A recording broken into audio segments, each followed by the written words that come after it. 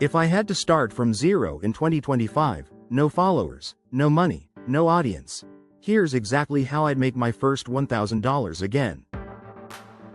First, I'd skip the get-rich-quick garbage.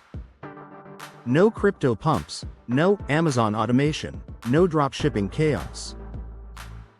Instead, I'd pick one skill, video, writing, or AI tools, something that creates leverage, not labor.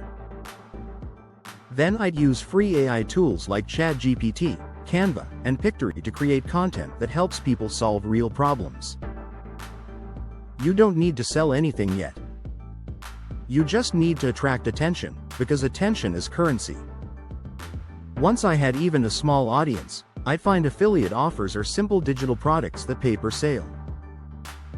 Your goal isn't $1,000 a day, it's $1,000 once. That first 1,000 shows you the system works. And once you understand how to repeat it, it scales forever. So if you're broke, stuck, or starting from scratch, don't waste your time chasing magic. Build something small, repeatable, and real. That's how you turn $0 into your first $1,000, and eventually, your first $10,000.